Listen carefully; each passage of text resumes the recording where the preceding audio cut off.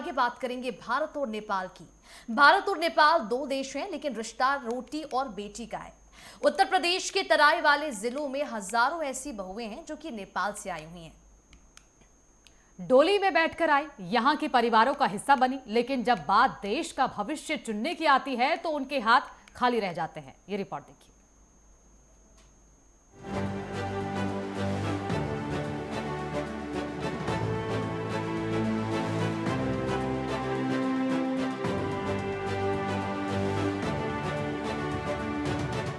नगर से लेकर पीलीभीत तक यूपी के तराई वाले जिलों में नेपाल से आई बहुएं घर आंगन की रौनक बन सी गई हैं। सालों पहले शादी हुई, बच्चे यहीं पर पले बढ़े, लेकिन एक मलाल आज भी इन महिलाओं के मन में है। वो मलाल है अपने देश का जनप्रतिनिधि ना चुन पाने का।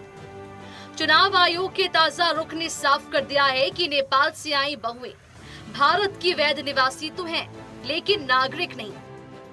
लोग हमारे नेपालगंज से इनकी शादी होकर आई है, वो महिलाएं बेचारी परेशान हैं। उनके फॉर्म कैसे सबमिट हो, बीएलओ कह रहा है हमको जानकारी नहीं है। इसकी दुश्वारियां हम लोगों को झेलनी पड़ रही है। मेरा ससुराल यहाँ, हम शादी करके नेपाल से यहाँ आए हैं और मेरा कोई प्रूफ बन नहीं रहा। ये जो बन रहा है ये मेरा बनता नहीं है। मेरे सास ने बनवा दिया था पहचान पत्र, आधार पर जो है हमारा ये बन नहीं रहा। हम नेपाल के हैं इसलिए मेरा बन नहीं रहा है।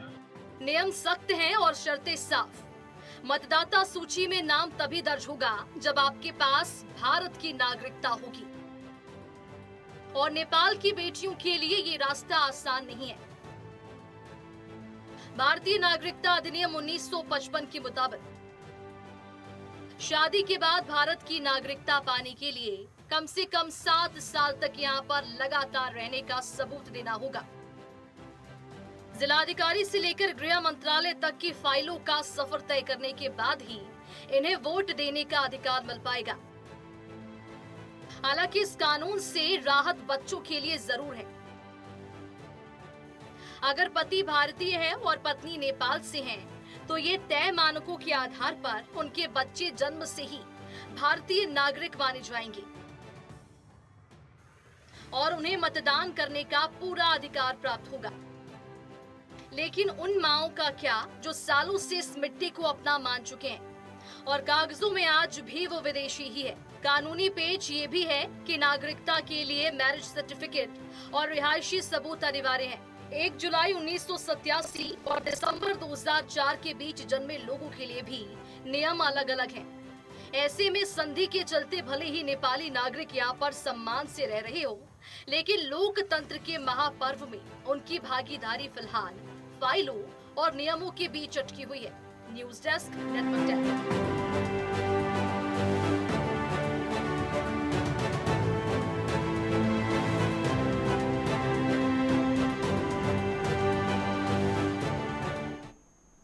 तो इस खबर पर ज्यादा जानकारी के लिए हमारे संवाददाता बहराइच से अनिरुद्ध मिश्रा हमारे साथ जुड़ गए हैं, तो उनसे ज्यादा जानकारी ले लेंगे। देखिए अनिरुद्ध, लगातार जिस तरीके से अब ये बड़ा संकट खड़ा हो गया है, नेपाल और भारत का बेटी रोटी का रिश्ता रहता है। कई लड़कियां जो नेपाल से यहाँ बहुएं बनकर आती हैं, अब उनके सामने वोट ना दे पाने का जो बड़ा संकट है वो कैसे खत्म किया जाएगा? सरकार इसके लिए क्या कुछ कदम उठाएगी? जी सोनिया, बताना चाहेंगे कि भारत और नेपाल सीमा के बीच रुपईडीहा बॉर्डर पे जो है तमाम ऐसे लोग हैं जो वहाँ की बहुएं यहाँ पे उनकी शादी हुई है। बहराइच जनपद में कई स्थानों पे हुई है और कई जिलों के में हुई है।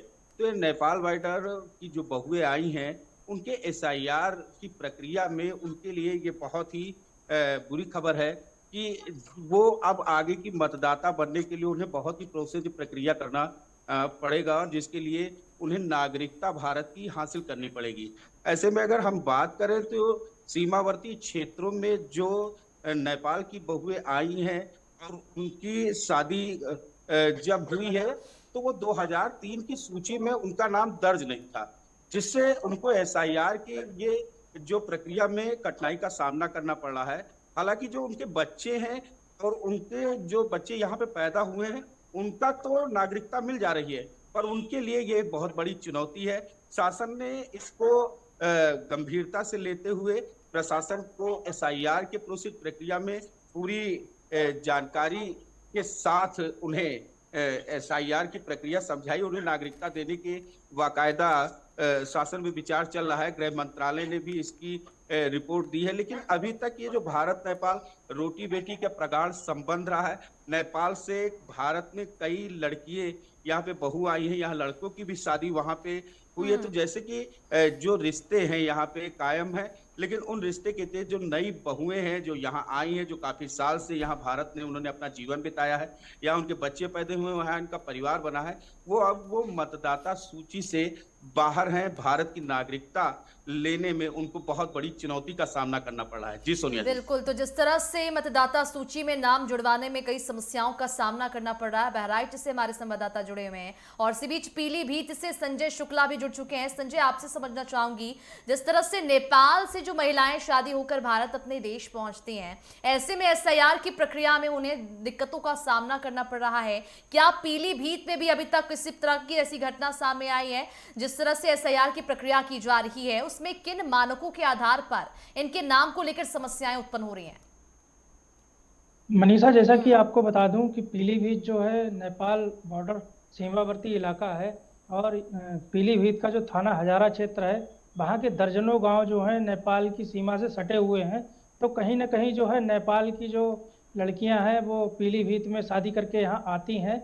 और वहीं आपको बता दूं कि ये जो एसआईआर का जो काम चल रहा है इस समय पूरे भारत देश में, तो कहीं ना कहीं जो है इससे उन जो नेपाली बहुएं हैं पीलीभीत में, उनको कहीं ना कहीं दिक्कतों का सामना भी करना पड़ रहा है।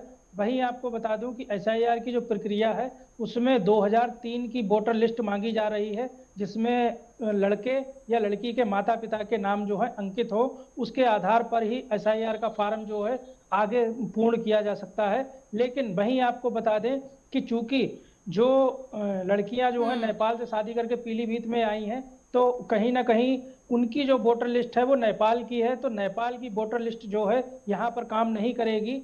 तो उसके लिए जो है यहाँ जो काफ़ी महिलाएं नेपाली हैं जो शादी करके आई हैं, उनको कहीं ना कहीं मतदान करने में जो है बिल्कुल बड़ी मुश्किलों का सामना करना पड़ता है। संजय, जिस तरह से पीलीभीत और नेपाल का बॉर्डर आपस में सटा हुआ है, कई महिलाओं का अभी हम बयान सुन रहे थे, वो कह रही थी कि उनके पास आधार कार्ड है, वोटर लिस्ट कार्ड है, लेकिन अब एसआईआर की प्रक्रिया में देरी हो रही है, उसमें समस्याएं उत्पन्न हो रही है।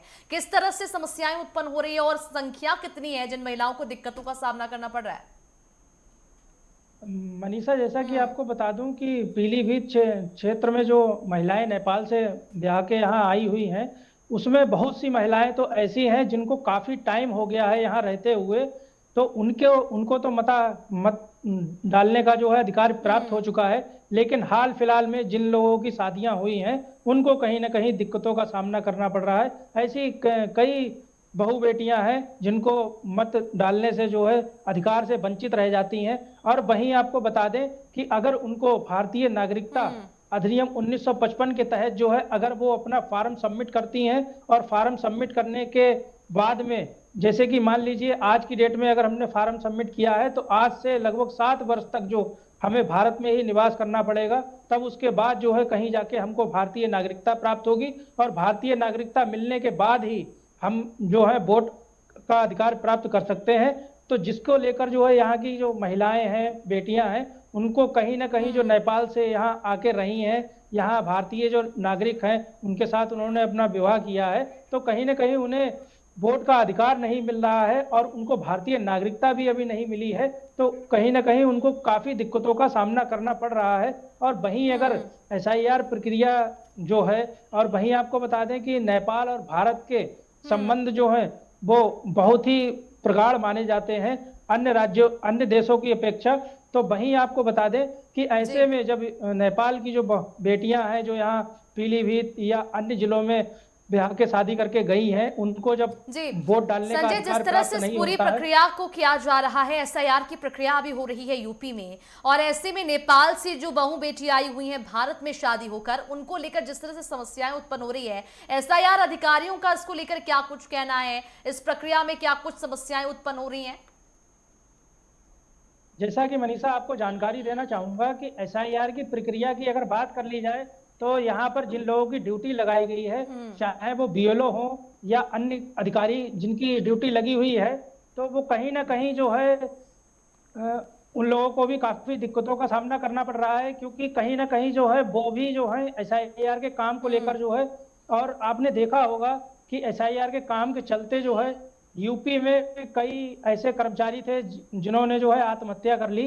और वहीं आपको बता दें कि अब जो इस समय एसआईआर का जो काम चल रहा है और जो नेपाल और भारत की जो बात अगर चल रही है, तो इसमें कहीं ना कहीं जो अधिकारी कर्मचारी हैं जुड़े हुए एसआईआर के काम से, उनको भी काफी दिक्कतों का सामना करना पड़ रहा है। जी बिल्कुल, देखिए जिस तरीके से एसआईआर की प्रक्रिया को लेकर विपक्ष लगातार हमलावर हो रहा था, मनीषा वो इसका विरोध कर रहा था, लेकिन एसआईआर की वजह से ही ये बड़ा खुलासा हो पाया है कि इतनी महिलाएं जो नेपाल से यहाँ रह रही हैं, नेपाल से ब्याह कर यहाँ आई हुई हैं, बहुएं हैं यहाँ की, लेकिन वो वोट का अधिकार उनको अभी तक नहीं मिला है।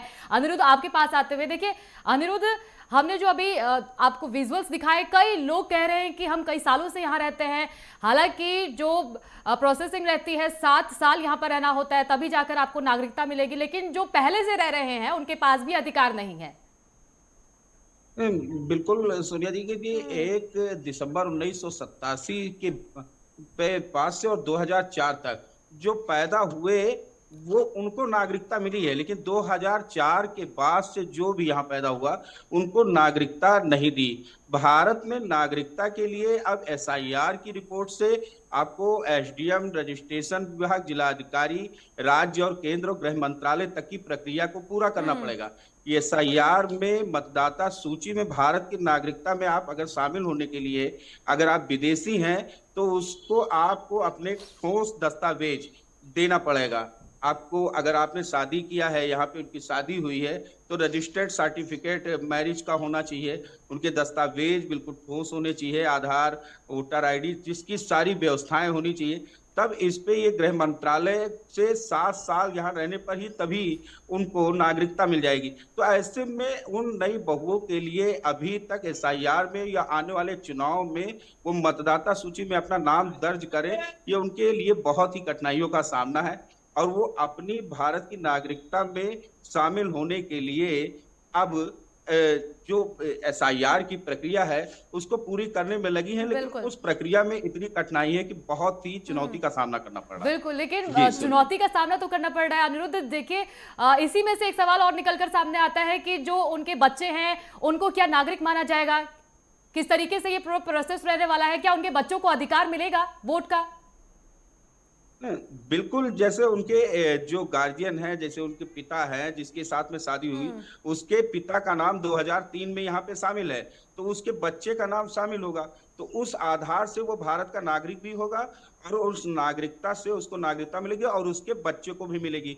तो जो यहाँ पे बच्चे पैदा हुए उसके पिता कहीं ना कहीं 2030 की सूची में वो मतदाता रहे। तो एसआईआर प्रक्रिया में जो 2003 की मतदाता सूची के दर्ज के नियम के आधार पे उन बच्चों को नागरिकता मिल जा रही है, लेकिन उन नई बहुओं के लिए ये बहुत ही चुनौती भरा कदम है और उनको कठिनाइयों का सामना करना पड़ा है। और नेपाल से आए हुए एसआईआर की प्रक्रिया, अभी तक वो लोग इस बात को जानते नहीं थे कि एसआईआर प्रक्रिया में इतने ठोस दस्तावेज भारत के नागरिकता प्राप्त करनी होगी, तो इतनी प्रक्रिया और इतने प्रोसीजर से गुजरना होगा। तो इस पूरे मामले में एसआईआर की प्रक्रिया जहां पर एक तरफ जारी है, तो अब ऐसे में रोजी और बेटी का भी सवाल सामने आ चुका है। नेपाल से जो महिलाएं सामने आई हैं, भारत में वो रह रही हैं, लेकिन अभी भी एसआईआर की प्रक्रिया में समस्याओं का सामना उन्हें करना पड़ रहा है।